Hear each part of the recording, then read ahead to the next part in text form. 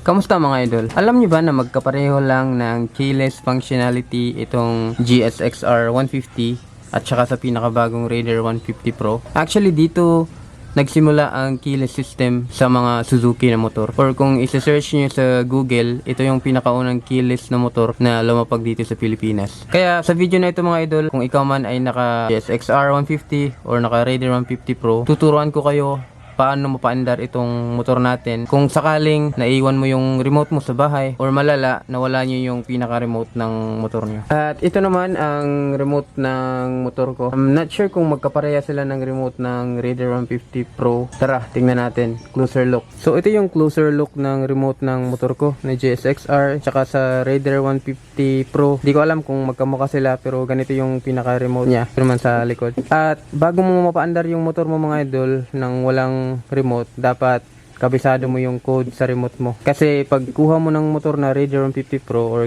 kahit ganitong motor, meron siyang kasamang code na ibibigay sa'yo. So sa scenario ko mga idol, dahil nga second hand ko lang nabili yung motor ko, wala na siyang kasamang code. Pero huwag kayo mag-alala mga idol kasi dito mo makikita yung code ng iyong motor or ng remote mo sa loob. Tara, buksan natin. Gamit lang kayo ng coin or kahit anong bagay. Dito mo yan bubuksan. Yan. So dito mo makikita yung battery kung in case lowbat na yung remote mo. At ito naman yung laman ng remote natin.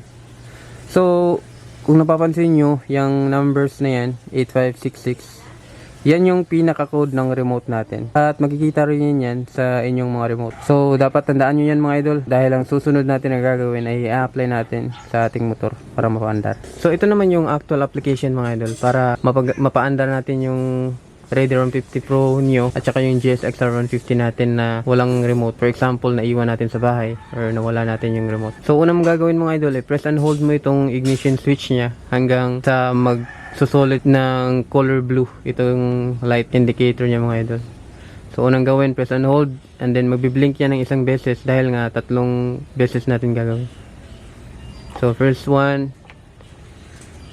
pangalawa, press and hold ulit,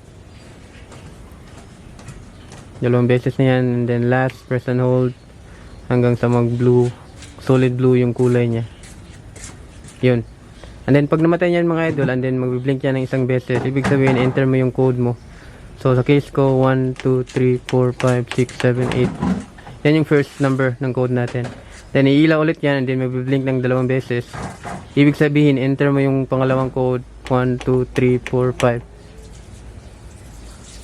And then blink ulit, and then magbi-blink ulit siya ng 3 times.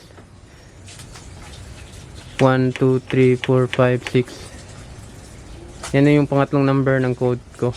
And then blink ulit yan ng 4 na beses. Ibig sabihin enter mo yung pang last na number 1 2 3 4 5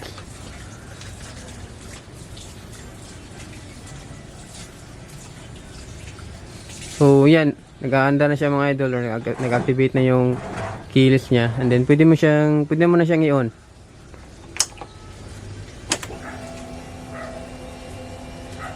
So yun lang kadali mga idol, gamitin yung keyless natin. For example, naiwan natin yung remote sa bahay sa ating motor na GSX-R 150 kahit sa Raider 150 Pro.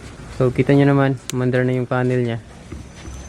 Yun, mandar na yung panel niya mga idol. Then pwede na natin i-start.